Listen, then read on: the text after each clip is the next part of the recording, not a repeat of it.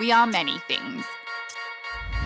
We are trailblazers, always looking for new ways to treat and prevent HIV. We are partners, committed to working together and to sharing knowledge and expertise. We are a community, one that has each other's backs no matter what. We are innovators, dedicated to developing medicines that suit every lifestyle. We are listeners, making sure the HIV community is heard. We are carers, researchers, Lecturers. we are healthcare professionals. we are storytellers, Advocates, Public campaigners. mentors. And we are a family too. We are ViiV Healthcare. And we're committed to leaving no person living with HIV behind.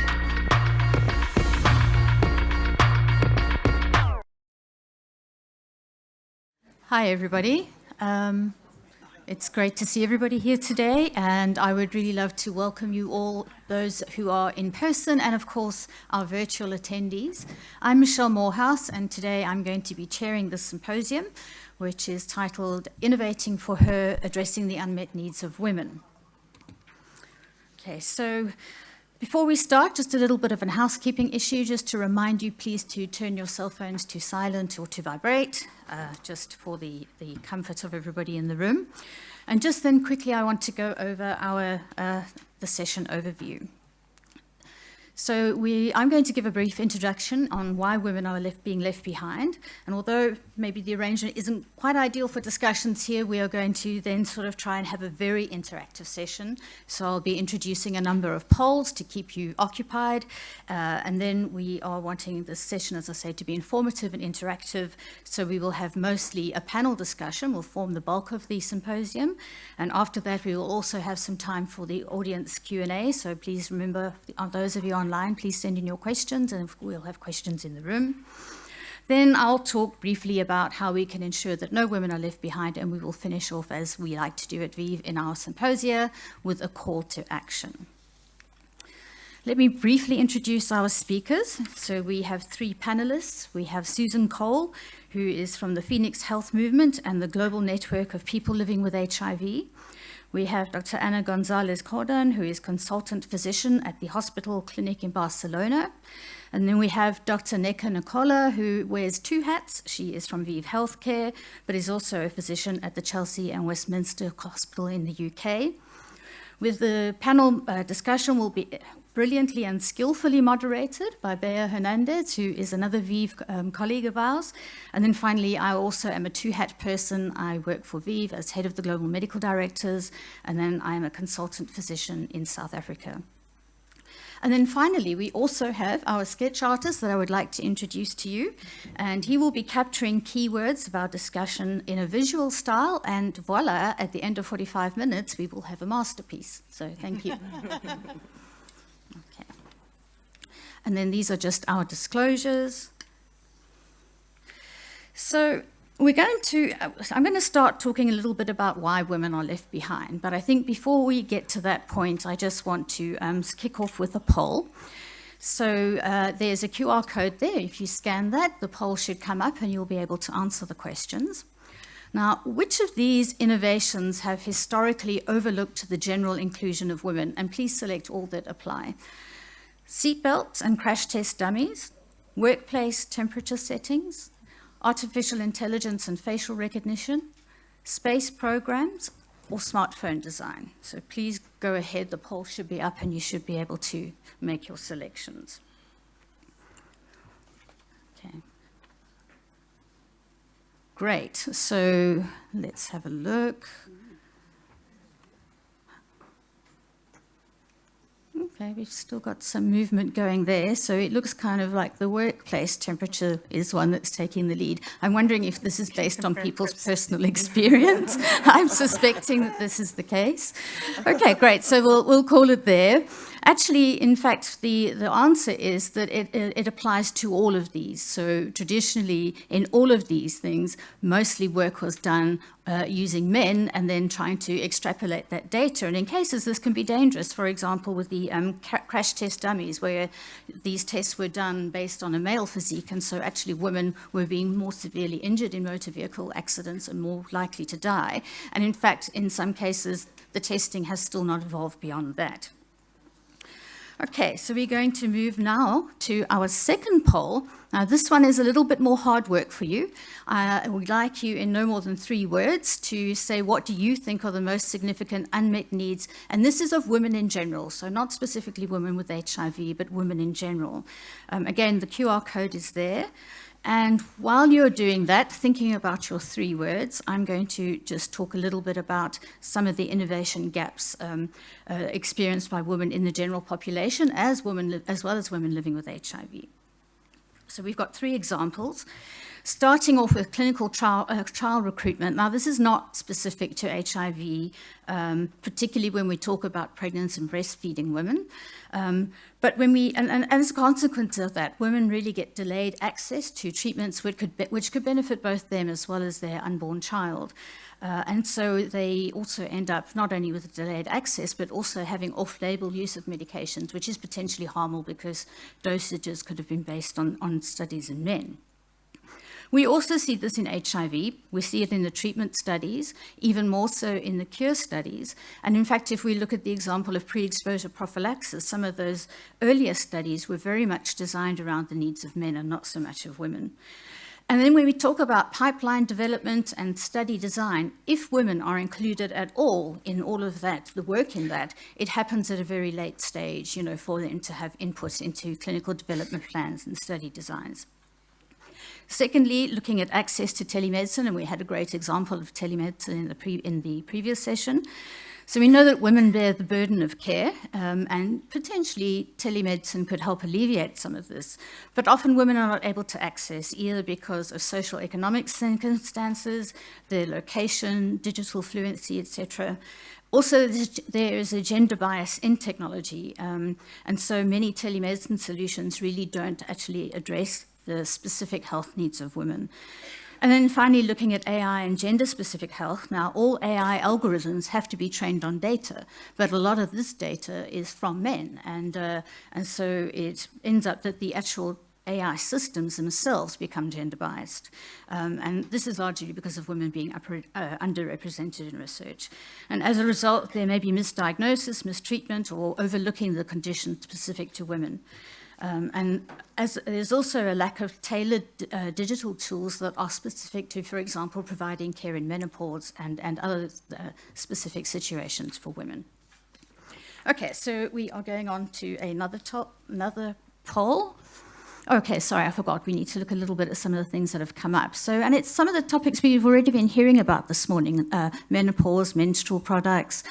We talk about aging, and clinical trial recruitment, which I've mentioned. So a lot of things there. And I think financial literacy, that's a really good call as well. So thank you. So our next poll is going to be, again, in no more than 3 words. And now this time we want to look at the significant unmet needs of women living with HIV. So if I could ask you to quickly impute some, because I think I'm dragging us a little bit behind in time.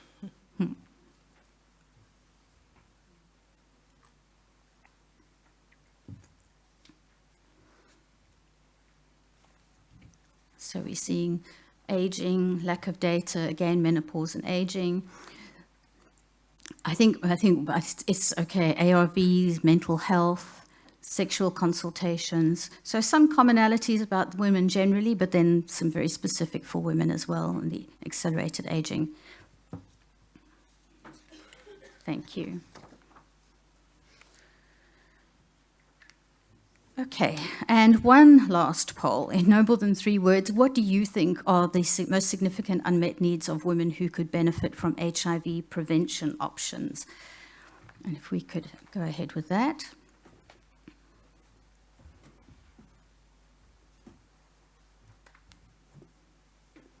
Access, choice, provider awareness, testing, freedom, PrEP accessing.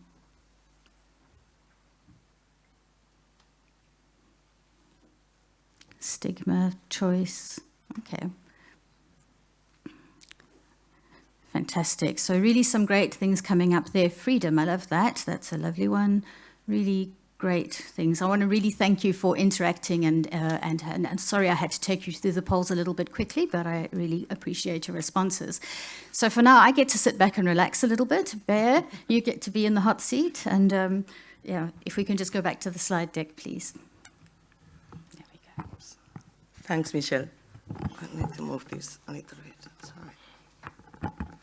And I'll try to look at my panelists, because if not, it's like rare to be looking at you and talking to them. I don't know if you can hear me. So it's a pleasure to be here and to have these three wonderful panelists. Thank you, Susan, Anna, and Neka. And I'm sure we're going to have a rich discussion. Time is going to be my challenge, so I'll try to deal with that properly. So if we want to know these needs of women, what we can do the best, as we were doing, is just ask, right? And asking is what the Positive Voices survey did. And Susan, we would like you to please summarize to us the main results that caught your attention of the results of that huge survey regarding women specifically. Absolutely, thank you. Positive Voices survey spoke to approximately 4,500 people living with HIV in the UK, and about a quarter were women. And what really struck me from the survey was the unmet needs. Generally, women were happy with their HIV care, but it was other things like long-term condition management, a lack of peer support, and often it was other issues, so things around aging with HIV, the other aspects that were affecting women's lives, the intersecting challenges that they face. So it really wasn't quite straightforward, and it was harder to actually find solutions in this respect. Neka and Anna, would you like to add any comment or experience in your side? Well, I think what Susan said is absolutely true. We can see it in our clinics. A lot of times HIV is not the main problem, the main concern our patients, the women we attend have. So we need to keep a broad look to really understand the needs of the person we have in front, so that we can really help that person, that woman, to navigate all her problems or her issues. I don't know, Neka. Yeah, no, thank you, and thanks for the question. And I think that some of this is related to the healthcare system, and I think we'll maybe have a bit of an opportunity to talk a little bit in more detail about this later. But actually, the needs of people in the general population, women living with HIV, are evolving, but healthcare systems are not evolving to meet those needs. And I think it's really important that as healthcare providers, as people who use healthcare systems, and one thing that I say is that it is actually a privilege as a healthcare provider to become a patient, because then you understand the complexities of the systems that we are expecting our patients to navigate. And I think we need to start thinking about these things in terms of how would we feel if we were asked to do this, and then start to try to design healthcare systems that work for everybody. Yeah, and we have heard it in the prior session, and we also have seen it in the polls, that one of the huge gaps that remains is the access of women of childbearing potential and breastfeeding or even pregnant to clinical trials. So Anna, I know you are especially sensibilized with this theme, so I would like you to tell us a bit of your experience, because I know you've been fighting for this, so please tell us. Yeah, I think we must ask ourselves, why are these groups generally or often excluded from clinical trials? And we need to understand that clinical trials very often have very strict protocols. They ask people to come very often to the hospital, and other logistic issues that maybe pose a problem for some women. But also, contraception requirements in many trials are really strict. And for women of childbearing potential, some trials really ask them to use double contraception methods, which is quite unrealistic because nobody does in real life. And I remember some time ago, I had this woman in my clinics that she was really willing to participate in a clinical trial with a new drug. But when I tell her that she would need to use double anti-baby method, she was already using condom, and she asked me, so I'm supposed to start taking anti-baby pills or use some other method on top of using condom? I don't think that's good for me, she said. And actually, I agree with her. And unfortunately, she couldn't, but she could not participate in that trial. And that, it's a pity, and that's something we find. And also, you know, most trials have been excluding pregnant women and excluding people who become pregnant while on the clinical trial, having them to change drugs and whatever. Fortunately, I think this is changing, and some trials nowadays, they really change this, and like the PrEP trials, they're allowing pregnant people to decide if they want to continue the drug or not, and also contraception requirements in most trials have been a little bit relaxed, just to match real life, I think. And I think it's a good way to improve. Keep improving. Yeah. Improve. Susan or Neka, do you want to Yeah, add no, to this? I think the session just before was just so powerful. But actually, it told us some of the solutions. And I really have to think about the research that Shima Tariq has led on in partnership with members of the 4M network and women living with HIV, that makes a huge difference when there are researchers with lived experience, and actually also removing some of the barriers to research for women. Things like the cost of travel, the traveling, the other barriers that you represent. And we are doing women a disservice by not involving them in research, including during pregnancy. So in this sense, there's some women-led groups going on, right, to try to address all these gaps and try to improve the way that innovation and research is done in women, right, Neka? Absolutely, yes. And I think that many of us are aware of the fact that it's often the case that if you want people to participate in a study, that the researchers should reflect the people who are going to participate. And having women-led research studies for women, I think, will make a big difference to the recruitment. But also the point that Susan made about the involvement of the community in the design and delivery of studies is really important, because then you see what the real barriers are, because the people involved in the studies are the people who you want to recruit into your studies. So really, really important. Yeah, completely. And that takes me to the next point we wanted to address, because not all the needs are the same. So we need to ask, we need to understand, and sometimes those needs are intersecting, piling up, and there's people that are more vulnerable, because all those things add together. And I cannot help giving just a mention of transgender people, transgender women that are suffering, and especially nowadays, because a lot of stigmas and challenges are piling up. So I wanted Susan, you as a member of the community, to just please reflect a little bit on this intersection of challenges that sometimes are in the same woman and it's difficult to address, and some social determinants also. Absolutely. I think it's really important to recognise that women living with HIV are not a monolith. Experiences are dramatically different, including through the life course of a woman living with HIV.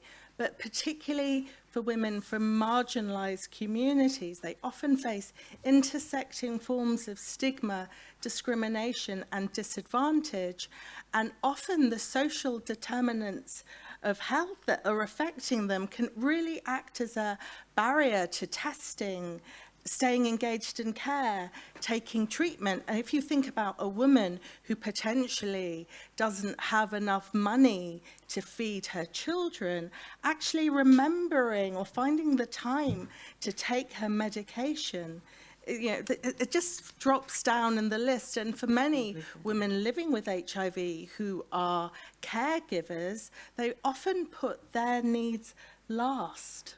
So it's so important that we think about intersectionality when we think about women living with HIV. And the point you made about transgender individuals and non-binary individuals I think is really important, because that is a place where intersection is hugely important.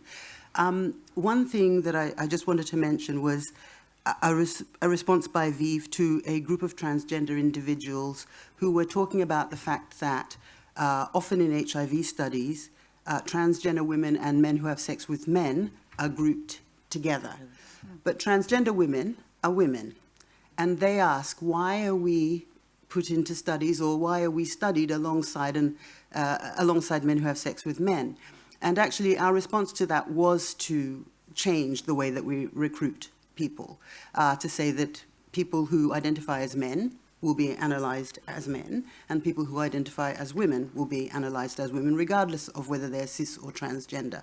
And hopefully that is in some way a way towards trying to reduce some of those intersectional inequalities that we see. And understand better the proper needs Exactly. of everyone, Absolutely. right? Because if you pile them together, it's more difficult.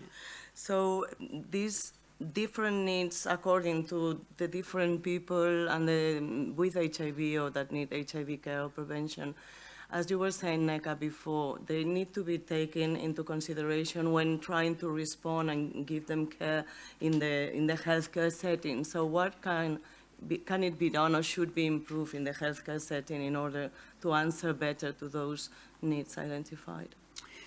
I mean, I think we've heard this before in this meeting. I think it is about putting the person first, centering the whole conversation on the person in front of us. And I think the first question to ask is, what's important to you? And I know that we all work in situations where we're constrained in terms of time, and that we may not always have time to ask the questions that we want. So I think the first thing we need to think about is there a better way to ask the questions? Can we get groups of people in the community to come together to decide what the questions are and then pose them to us as healthcare providers? But also, how can we change the system to support the people who are existing in it? So we know that telemedicine has been really, really helpful because COVID showed us what was possible. So one thing that I often say is, what's wrong with having a person, the person who is being looked after, in the center, whether that's in a room or on a video screen, and all the providers of their care around them, either virtually or in person? Because then that way, the conversation centers around this person, but everybody involved in their care can hear the conversations and contribute to the conversations without this person having to attend 5, 10 different appointments in a month, given that they have family commitments, work commitments, maybe unwell. And so can we think about how it might be possible to change the healthcare system in some way to support the people who actually use it? I think it would be really great that health system would take this into account, and that we were really able to give this approach. Unluckily, today it is not like this, and as you say, in our clinics we have this time constraint that makes it difficult to ask everything that we know. But I think it's so important to know a little bit of the person you have in front. As you said, you need to understand her context. You cannot ask somebody to remember her HIV pills if she doesn't know where she's going to be sleeping tonight, or whether she's going to have something to have dinner tonight. So you really need to have the context and ask what's important for that person.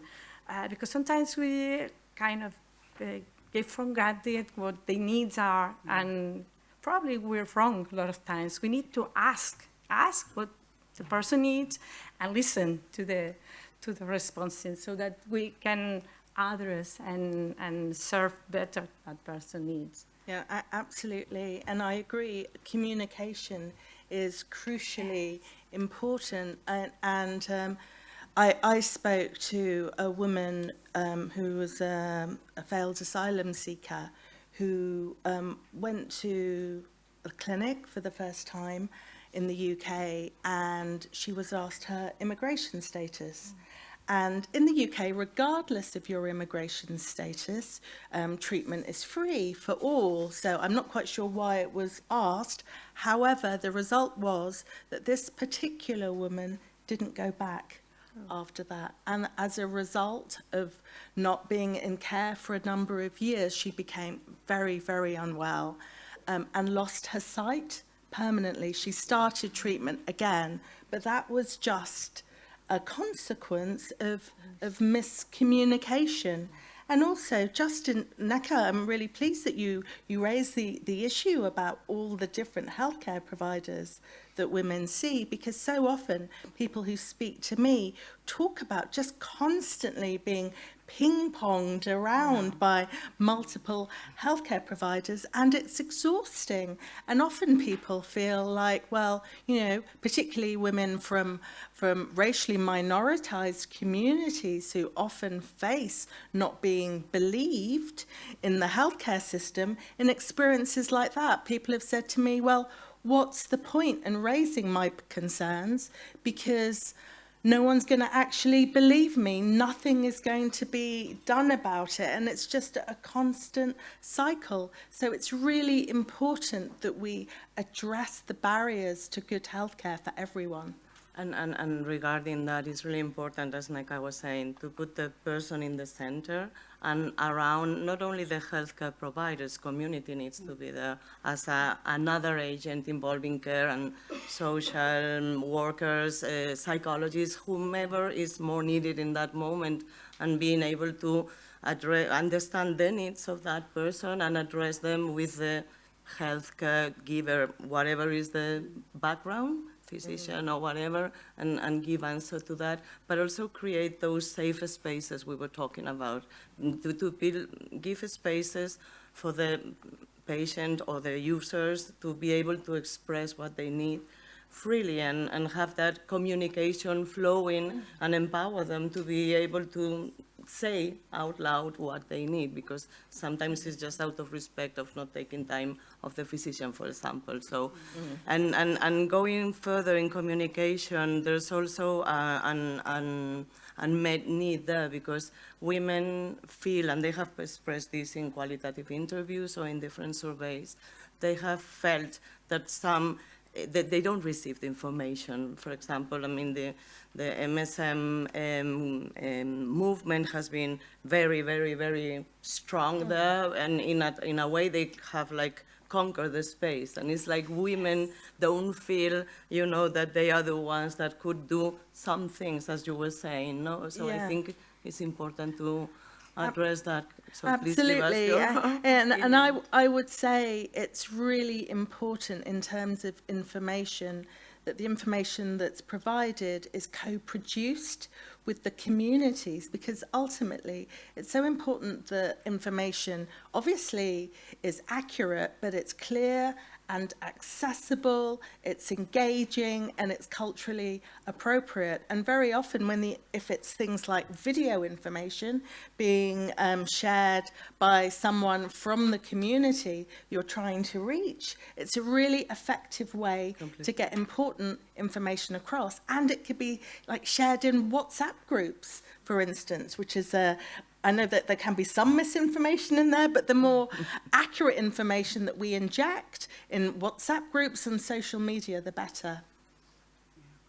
No, agree. And WhatsApp is easy. I think it can be a force for miscommunication, but I think we just need to change that and find ways to say things in ways that resonate, that are truthful, and that people can understand. And that's very important to know the target, right? For example, there are young people now that they don't see TV, so ads in TV have no effect, and they just see TikTok, 15 seconds better than 20. So but we need to adapt the communication. If we want to reach the people we need to reach, and adolescents, for example, is a huge problem itself, and I don't have kids, but we were talking last night about that.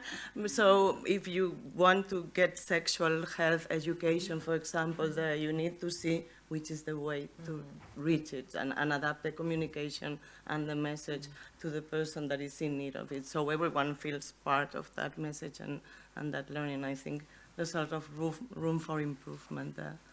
I don't know, Anna, if you want to add something. No, that's else. sure. I mean, we were talking also about this. It's so important to have conversations about sex. And Completely. very often we don't ask women about sex. It's like, We're are not not they having entitled sex to- or what? We ask men all the time about sex, but we're not How asking many women. times, with how many partners, Yeah, and which way, and if it's but an, women don't get that question. And older women, then we never ask about sex. Oh, no. And I think we need to change this, and we need to start conversations. And this is for people already living with HIV, but also for prevention campaigns and communication. We need to talk about sex with everybody, and with women in especially, because we do it less. And yes, for this we need to provide a safe space, as you said before, with no judgment, so that the women, the people feel free and safe to share what they do, what they need, and to give people the information they need to make their choices. Yeah, I think it's really important. Completely. We're quite well in time. I'm Are amazed we? because Are I was we? betting No. yesterday that we wouldn't make it.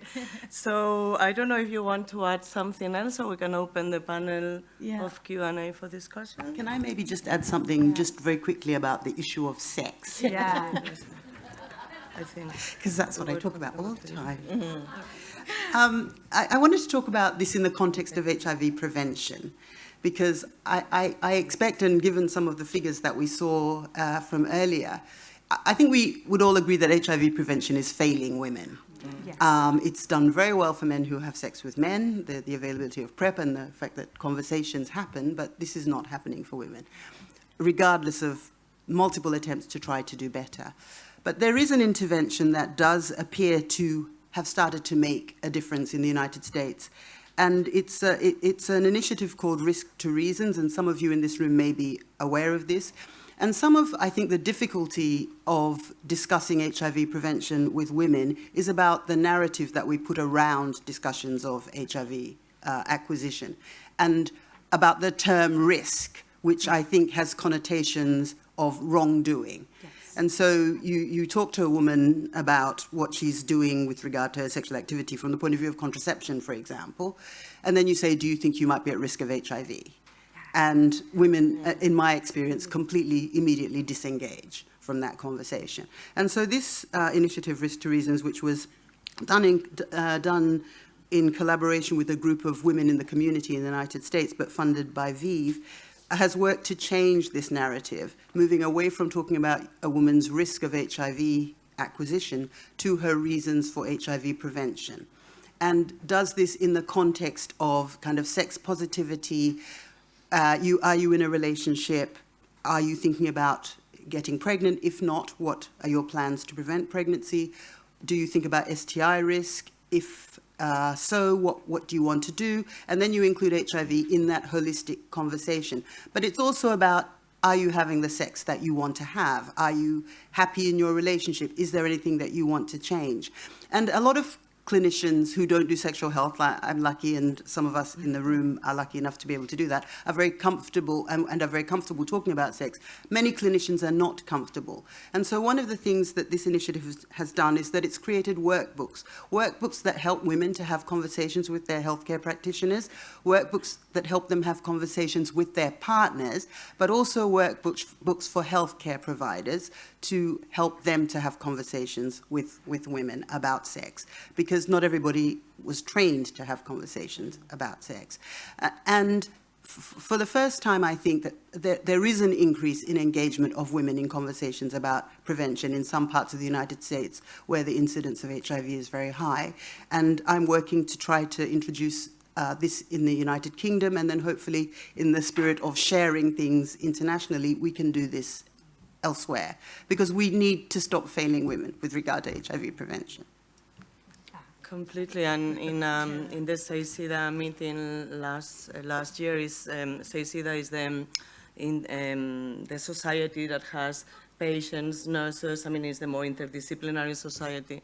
It was amazing to listen to a healthcare giver, a woman physician, recognizing that she had in front a woman that if she had been a man that has sex with man, she would have over-prep, but as if it was a woman, she didn't even think of it, you know? And she recognized that. She acknowledged the proper prejudice of her, and she felt bad lately. So I think it's really important to think that women also want to have sex and want to have safe and healthy sex. Okay, so we can, we can start the Q&A with you, for example. Yeah, I want to switch from sex to money. That's an interesting issue. Because sometimes they're too related, but my two favorite things. Yeah, agree. And I agree with lots of things you said, these unmet needs. And you gave examples like cost for transportation, this contraception thing, we need community involvement. And then I realized I'm in an industry symposium. So this is ViiV.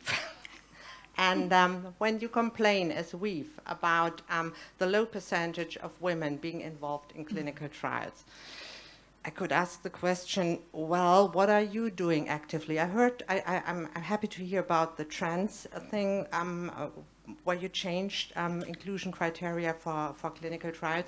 But what are you doing? I mean, it's provocative, but you could do so much just taking money to support things. Also happy to hear that ViiV is supporting community in the US and I guess elsewhere in the world. My experience in Germany, this is a small country, but my experience is when it comes to community involvement or projects for women, and I ask the industry and I go and ask ViiV, there is never a way to support it because there are patients involved, and that's a critical issue. Or there is a complicated system. I don't know how to get funding. And then you get frustrated. I'm active in the field since 30 years. And the problem of contraception, problem of transportation costs, it's so old and nothing really changed. And beside prospective clinical studies, companies could also support cohorts, women cohorts or registries. You are not looking happy at me now, but I have to say that because I'm trying to keep track of all the things you're asking, not to fail in the response. I mean, when you have a symposium like that and asking unmet needs women, what are your solutions? What have you thought about? How can you support us as a community, as a network? Mm-hmm. I'm not only talking about healthcare providers, I'm talking about women living with HIV. We are a community, we're working together. That's something very special about the field of HIV. And things might change, but I want to keep this special value. And I'm asking you, what can you do, or what are you willing to give to improve the situation in terms of unmet needs? So that's it. Who of the women of ViiV should answer? Yes. So you parts I can answer, parts that you can probably answer. Okay. Michelle. So thank you for the question, and it's good to have these kind of discussions. So there are a number of things we have done. We do have within ViiV the name has changed recently, but it's a clinical trial diversity task force. And what we tend to do is we are now encouraging across the organization to actually set targets for recruitment of specific populations. So it's not only about women, it's also about including targets for transgender individuals, targets for elder individuals, and that type of thing. So that is the one thing that we have got. And in fact, this working group is currently evolving to the point where, a lot of the protocols are reviewed by it to actually say about the target. So obviously for certain studies, it'll be appropriate to have higher targets for women than for others, depending on what the demographic is within the region that the study is being conducted. So that is the one thing on that. I'm trying to remember what some of the others were. Yeah, well, we already have had women-only clinical trials with some of our treatments and our modalities for prevention. We've encouraged the percentage of women recruited, and I think at that point, there's room for improvement always, but I think that we've done an effort there. And with respect to patient affairs associations. We have specific women-led groups, and Neka can talk further in the international region. In Spain, we have a group called Mujeres Vivas, which is live women playing with the HIV, because in Spanish it works, in CESIDA, and we do a special attention. There's a group of women with HIV, and they are visible, and we're working a lot with them. So, and also we have had, well, it was said in the prior session, the CEPAMO cohort was a huge thing, but it was a lesson that has helped make an option available for women that they were asking for it, DTG for all, and I was in that room. So I think that has fostered what came later to leave the woman choose if staying or not in the clinical trial if pregnant. Also with the prevention trials, the contraceptive long-acting restriction was liberated once they were protected of HIV. So I think we are conscious of what is all the things that are still needed to be done, but I think we are doing a lot to try to help that. And maybe I'll just very quickly, not to belabor this, I think there is always room for improvement. And Aneta, I welcome your challenge, because I think we can always do more. And we can have a conversation offline about that. Question, please.